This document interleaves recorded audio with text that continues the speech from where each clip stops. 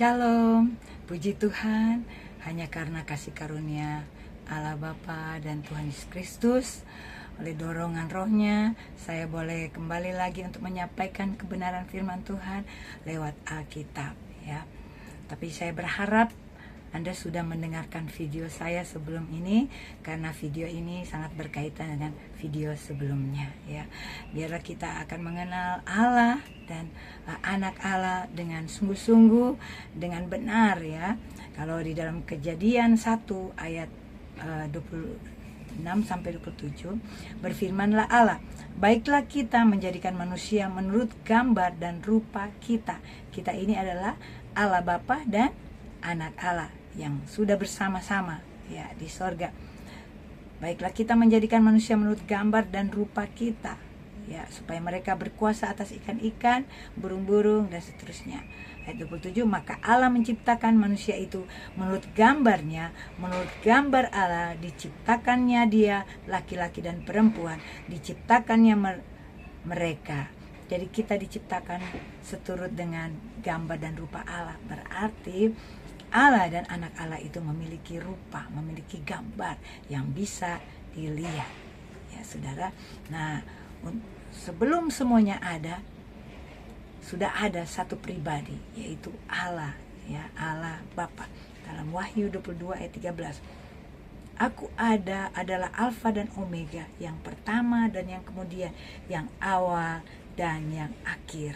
1 Korintus 8 ayat 6, hanya ada satu Allah saja, yaitu Bapa, yang daripadanya berasal segala sesuatu, dan yang untuk dia kita hidup. Jadi semua yang ada berasal dari satu pribadi, yaitu Allah Bapa. Sebelum semuanya ada, dia sudah ada, yaitu Allah Bapa, ya, Allah, satu-satunya Allah yang ada sebelum semuanya ada, dan semuanya berasal dari dia, ya, semua ada karena berasal dari dia. Roma 11 ayat 36, sebab segala sesuatu adalah dari dia dan oleh dia dan kepada dia, bagi dialah kemuliaan sampai selama-lamanya. Semuanya dari dia, ya, berasal dari dia, oleh dia dan kepada dia, dan semuanya untuk kemuliaan namanya, saudara. Dan ada pertanyaan, ya, apakah Allah itu, anak Allah itu juga berasal dari dia, ya, ciptaan Allah.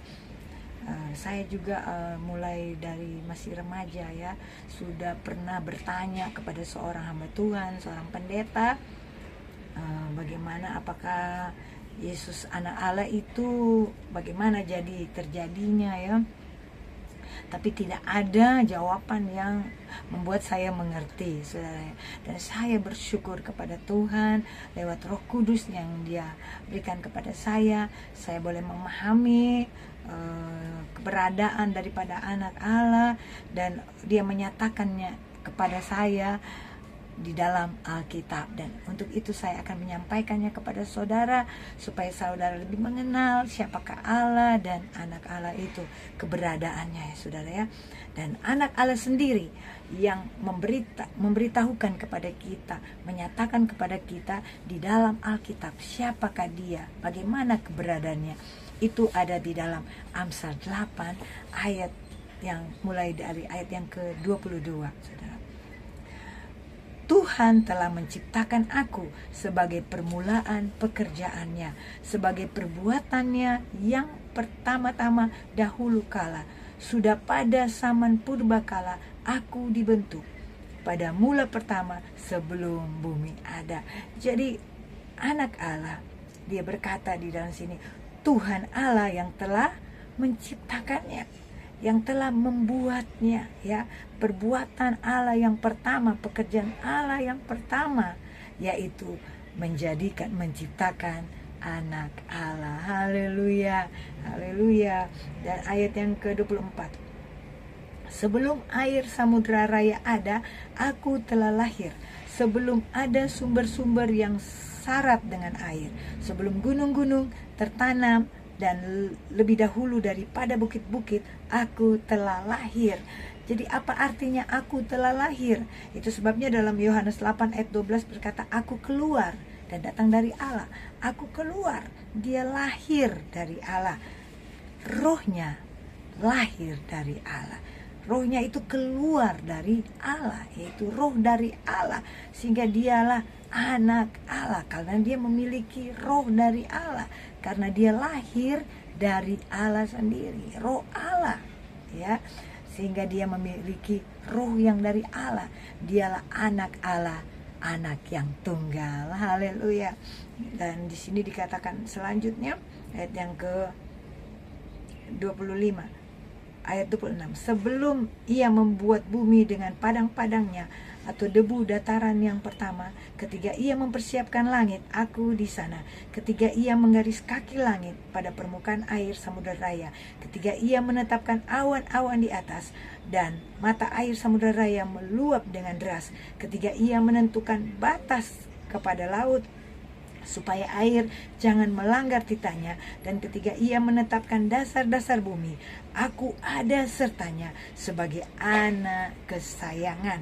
Setiap hari aku menjadi kesenangannya dan senantiasa bermain-main di hadapannya. Anak Allah berarti di sini dikatakan anak Allah adalah anak kesayangan, kesayangan daripada Allah, dan dia selalu menjadi kesenangannya, ya. Di sini dikatakan dan dia ada sertanya.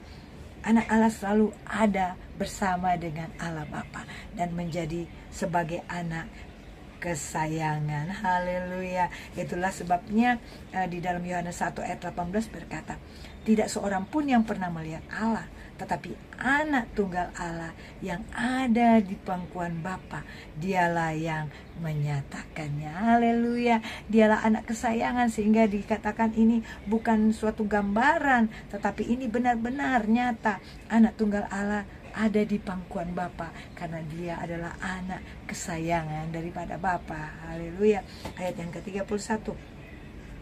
Aku bermain-main di atas muka buminya, dan anak-anak manusia menjadi kesenanganku.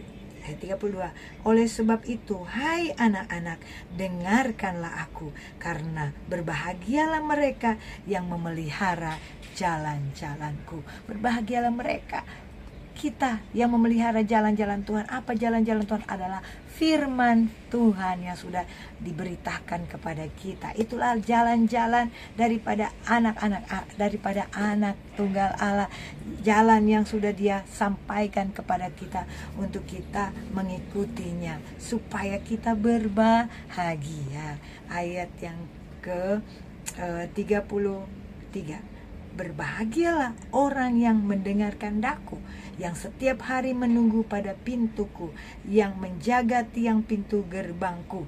Karena siapa mendapatkan aku, mendapatkan hidup, dan Tuhan berkenan akan dia. Tetapi siapa tidak mendapatkan aku, merugikan dirinya. Semua orang yang membenci aku mencintai maut. Jadi siapa yang mendapatkan aku, yaitu mendapatkan anak Allah, yaitu Yesus Kristus, mendapatkan hidup.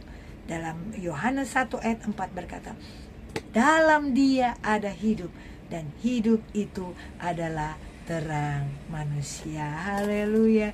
Jadi berbahagialah kita yang memiliki jalan-jalan daripada anak Allah, dan kita memiliki hidup itu. Hidup itu adalah terang manusia yang menerangi hidup kita sampai kita beroleh kehidupan yang kekal.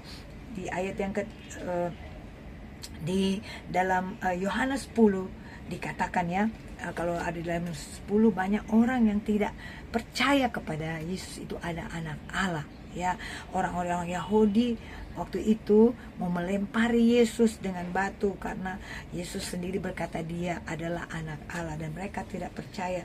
Sehingga coba kita baca dalam Yohanes 10 ayat yang mulai ayat yang ke-25.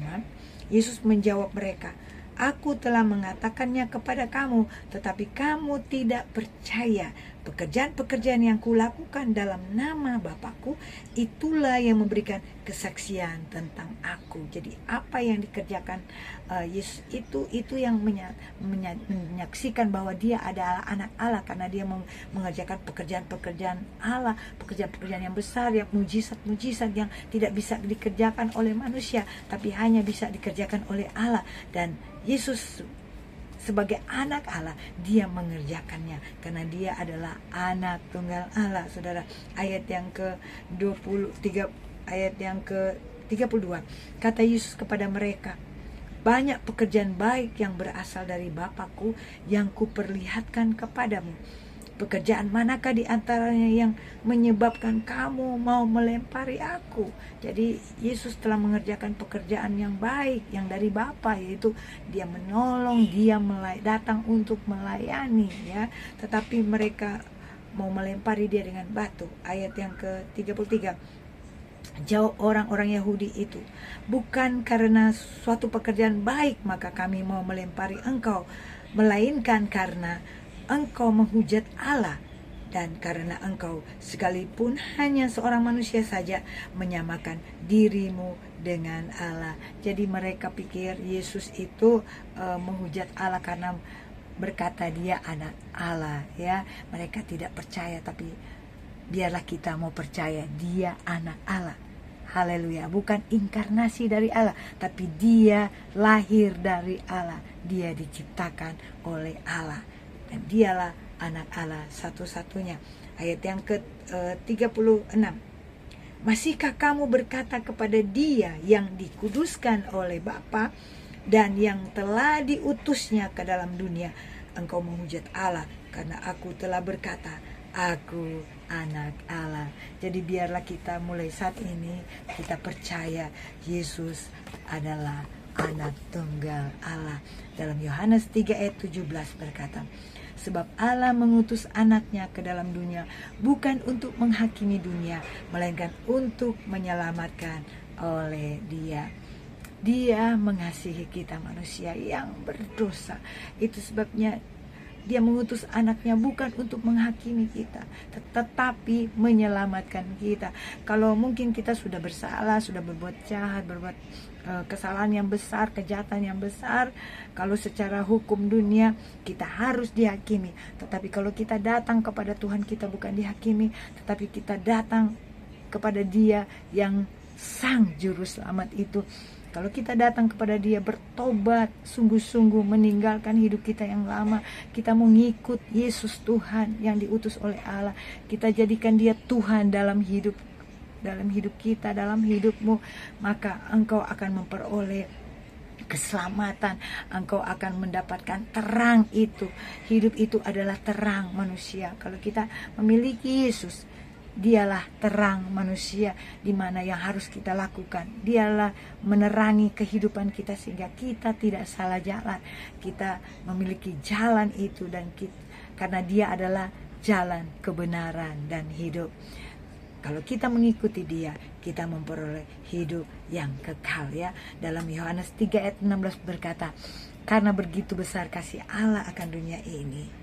Ya, begitu besar kasihnya kepada kita sehingga dia mengaruniakan anaknya yang tunggal, yang dia kasih, yang dia sayangi, supaya barang siapa yang percaya kepadanya tidak binasa, melainkan beroleh hidup yang kekal. Tuhan Yesus memberkati. Haleluya.